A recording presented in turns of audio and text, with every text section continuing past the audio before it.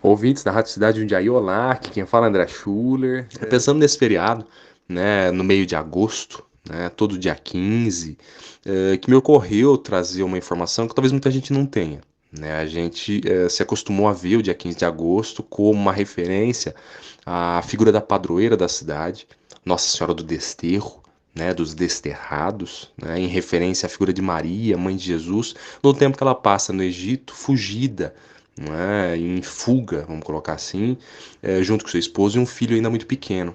Né? Mas enfim, há quem pense, inclusive, que Maria, nessa faceta desterrada, né, ela veio para Jundiaí em função dos imigrantes italianos que precisavam ou se sentiam de algum jeito, né, mais amparados, já que deixavam a sua terra de origem e começaram a povoar várias regiões aqui, né, do país, inclusive Jundiaí, que realmente cresceu muito com a chegada deles e tal.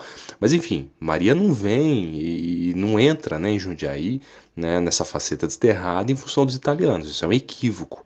Né? Então me ocorreu, né, justamente diante dessas informações todas que se chocam, enfim, revirar um pouquinho a origem do feriado dia 15, né, e trazer aí, né, uma espécie de linha do tempo um pouco mais sequenciada, um pouco mais tranquila para a gente compreender o que está se passando de fato no dia 15 de agosto. Né? É, tudo começa, no começo enfim, na parte inicial, né, do século XVII, anos 1600, né, em particular na década de 1630 a 1640. Né?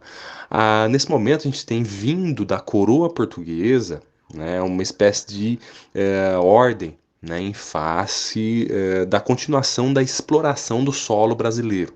Né? Então, a partir disso, você tem lá uma série de matas fechadas, que na época eram conhecidas como Mato Grosso ou sertões, enfim, inexplorados, né? Inexplorados, mas enfim, aí você tinha índio, você tinha muito animal selvagem, enfim, a ideia dos portugueses era realmente, né, assumir o território, e nisso você tem a organização de bandeiradas.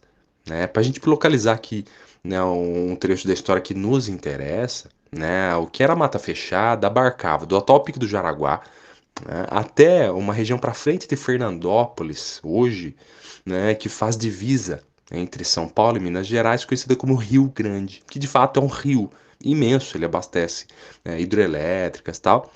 Você imagina que tudo isso era mata fechada. Né? Em 1639 foi pensado um grupo, né, para entrar, né, nesse sertão já conhecido como Sertão de Jundiaí, em referência ao rio, né, que abrigava uma série de bagres, né, colocados dentro de um grupo chamado Jundiás. Né? Enfim, 300 pessoas saem de um sítio, né, de uma região hoje periférica aqui de São Paulo, né, e vem beirando, né, o atual Pico do Jaraguá, e entra na Serra do Japi, né, e isso em meados ali de maio, junho de 1639. Né? Muito bem, esse grupo chega, né, justamente aqui numa região da Serra do Japi, que já seria Jundiaí, né, e olha que interessante, num dia 15 de agosto de 1639. Né? O interessante, até para fazer o link com a questão de Maria Desterrada, né, é que esse grupo encontrava apoio justamente nessa figura, né, um apoio religioso, né, nessa figura de Nossa Senhora do Desterro. Né? Então, Maria acompanha esse grupo, né, como uma espécie de cartão de visita, apoio religioso, justificativo até para os atos ali daquele grupo bárbaro, né, de bandeirantes. Né? Mas enfim, né, Maria vem acompanhando esse grupo que realmente monta acampamento numa região da Serra do Japi, no dia 15 de agosto de 1639. Né? Dali em diante, nós vamos ter a criação de vários sítios, né? Isso na região sentido centro da cidade, né? E nesses 16 anos, a composição, então, de uma chamada freguesia, né? Que é uma etapa anterior à formação de uma vila propriamente. Né? Como vila, você tem direitos, né, e obrigações que, enquanto freguesia, não.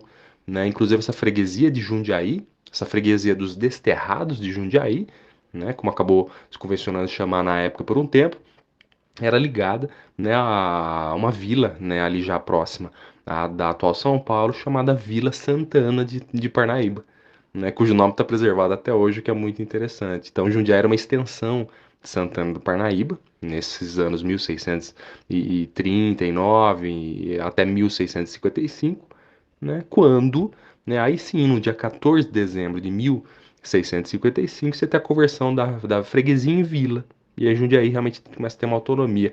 Mas olha que interessante também, o nome dado a essa vila, né, foi Vila Formosa de Nossa Senhora do Desterro de Jundiaí, né? Então, olha quanto tempo, né, o nome de Maria está ligado à história e ao nascimento aí de Jundiaí, né, de forma que uma coisa precisaria ficar ao lado da outra sempre que a gente chega no dia 15 de agosto. Não só a figura da padroeira da cidade, né, mas toda a bandeirada exploratória, né, e colonizadora que deu a chance de Maria, né, ser enlaçada, esse primórdio, né, da nossa cidade, né? Enfim, só para melhorar um pouquinho, talvez, aí, a história por trás, né, da origem de uma data super importante para o jundiaense, né? E fica aqui minha contribuição, tá bom? Obrigado pela Rádio Cidade, pelo espaço, um abraço.